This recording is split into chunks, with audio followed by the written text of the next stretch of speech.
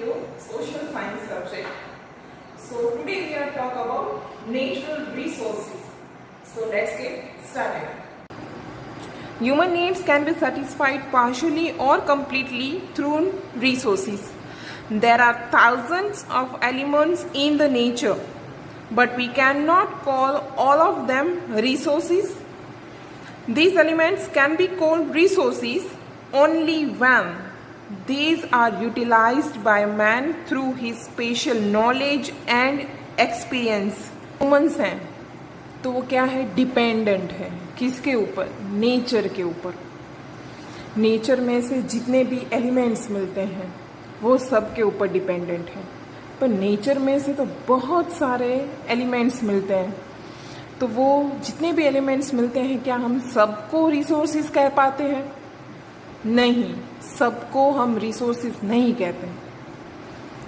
ऐसे एलिमेंट्स जिसका human being एक स्पेशल नॉलेज के साथ या तो एक्सपीरियंस के साथ उसका यूज करता है, उसको ही हम रिसोर्सेज कहते हैं. The things on which the man is dependent, human needs can be fulfilled by them, and man has the physical and intellectual capacity to utilize them can be called resources.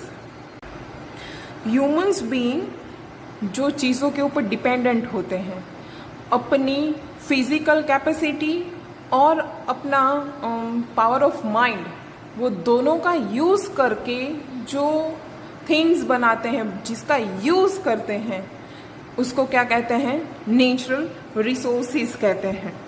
In this way anything which is use to fulfil the human needs becomes a resources.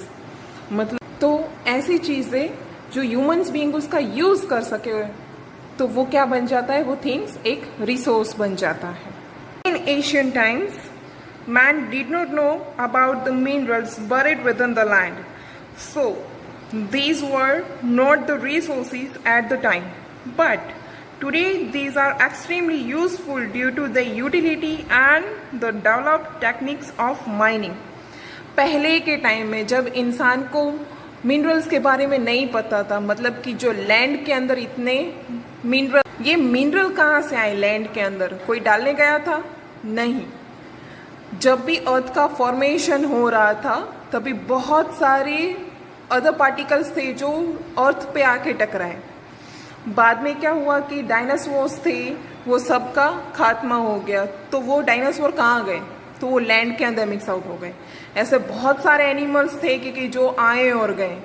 ऐसे बहुत सारे plants भी थे कि जैसे कोई plants टूट जाता है, गिर जाता है, तो कहाँ जाता है? लैंड के अंदर धीरे धीरे करके डिजॉल्व होना शुरू हो जाता है. सेम कोई भी एनिमल है, उसकी डेथ हो जाती है तो वो क्या हो जाता है? धीरे धीरे करके वो भी लैंड के अंदर डिजॉल्व होना शुरू हो जाता है. तो ये जो पूरा प्रोसेस है वो कई मिलियंस ईयर से चल रहा है.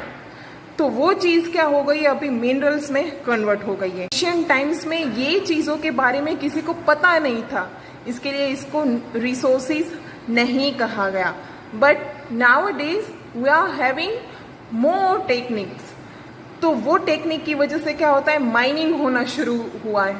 माइनिंग होने की क्या वजह से क्या होता है कि बहुत सारे ऐसे मिनरल्स हैं जो हमें अलग अलग जगह से मिलते हैं, तो वो मिनरल्स का यूज करके हम अपना जो भी नीड्स हैं वो कंप्लीट कर सकते हैं. The resources are made of the interaction of the three, nature, man and the culture. Now, uses of resources. Resources are useful to us in many ways. We learn about its role gradually at every stage of human life. जैसे कि human life की हर एक जो stage होता है वहाँ से हमने क्या किया है? हर एक स्टेज पे हमने वो रिसोर्सेज का यूज़ किया है. कैसे? जैसे कि एग्रीकल्चर में है, बाद में इंडस्ट्रीज में है, वो हर एक चीज़ है जो हमें कहाँ से मिलती है? नेचर में से मिलती है. तो वो क्या है? एक नेचुरल रिसोर्सेज है. So let's talk about first resources as a food. Fish and other aquatic animals from reservoir honey prepared by honeybees etc. are used as a food items. हम जितना भी फूड मटेरियल यूज़ करते हैं, अगर vegetables और fruits की बात करें तो वो हमें नेचुरली मिलता है। बाद में जितने भी क्रॉप्स हैं हमारे पास, तो वो सारे सीड्स आते हैं, वो भी कहाँ से, एग्रीकल्चर्स में से आते हैं, तो वो भी हमें नेचुरली मिलते हैं। मिल्क और उसकी जितनी भी प्रोडक्ट्स हम यूज़ करते हैं, मीट है या तो फिशेस हैं, तो वो सब हम कहाँ से यूज़ करते हैं, एनिमल प्रोडक्ट्स में से यूज़ करते हैं। तो ये जो फूड मटेरियल है, जितना भी फूड का रिसोर्सेज है, वो हमें कहाँ से मिलता है, नेचर में से मिलता है।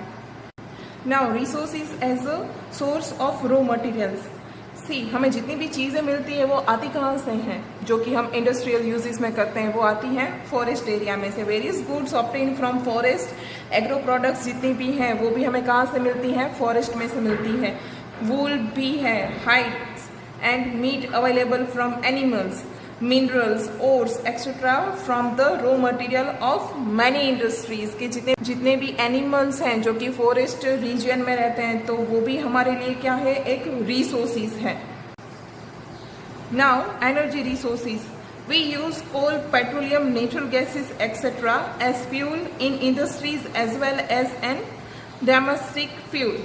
Besides, energy can be generated through solar insolations, wind, sea waves, tides and airs and waterfalls etc. हमें जितनी भी एनर्जीज मिलती हैं वो कि कहाँ से आता है, कोल और पेट्रोलियम प्रोडक्ट्स हमें जितनी भी मिलती हैं वो हमें कहाँ से मिलती हैं, लैंड में से मिलती है। बाद में हम जो विंड का यूज़ करके जो एनर्जी प्रोड्यूस करते हैं, बाद में वाटर का यूज़ करके हम जो भी एनर्जी यूज़ करते हैं, वो भी क्या है, एक नेचुरल रिसोर्स है।